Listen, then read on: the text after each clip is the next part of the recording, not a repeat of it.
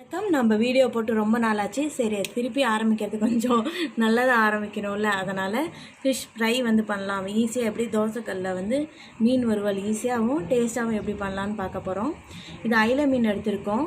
இப்போ நான் பூண்டும் சோம்பு இந்த மாதிரி குறைன்னு அரைச்சிருக்கேன். பூண்டு தோலோடு தான் அரைச்சிக்கிட்டேன். அது கொஞ்சம் போட்டுக்கோங்க. தேவையான அளவு மிளகாய் தூள், உப்பு கொஞ்சமாக போட்டுக்கோங்க. பார்த்து போடுங்க, தேவைப்பட்டால் போட்டுக்கலாம். மீனில் நம்ம பூண்டு, சோம்பு, மிளகாய்த்தூள், உப்பு இதெல்லாம் போட்டுக்கோம். இது எல்லாம் உள்ளார கோட்டை ஆகிற மாதிரியும் உள்ளார்க்க அந்த இந்த மாதிரி தண்ணியும் நீங்கள் அப்ளை பண்ணிக்கோங்க.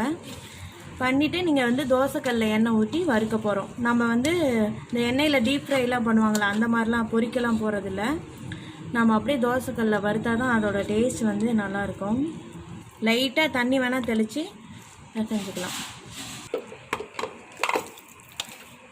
நீங்கள் இதில் பூண்டு தோல் எடுத்துட்டும் லைட்டாக 2-3 பூண்டு போட்டு கூட நீங்கள் அரைக்கலாம். இவ்வளோ பூண்டு கூட போட தேவையில்லை.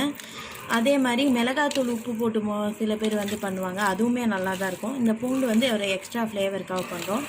இன்னும் கடையில் நிறையா மசாலா போட்டு பண்ணுறவங்களும் இருக்காங்க. ஆனால் அதெல்லாம் கம்பேர் பண்ணும்போது இது ஒன்று பண்ணிங்கனாவே போதும். இதுவே பெஸ்ட்டாக இருக்கும். நம்ம எப்படி இந்த ரோட்டு கடையிலலாம் சாப்பிட்ற மாதிரி இருக்கும் இந்த டேஸ்ட்டு.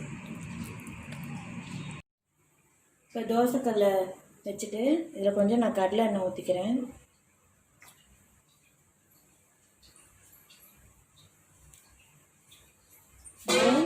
இதில் ரொம்ப நேரம்லாம் ஊற வைக்கல, பெரட்னோனே பண்ணுறோம்.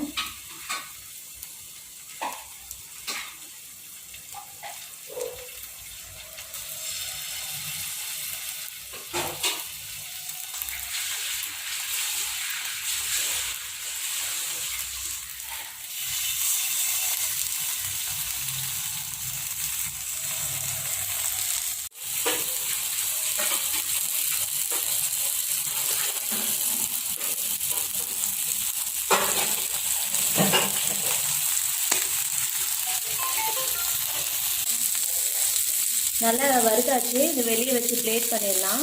இன்றைக்கி மீன் வறுவல் மட்டும் இல்லை, மீன் குழம்பும் இருக்குது. இது சாப்பாடுக்கு இன்னும் நல்லாயிருக்கும்.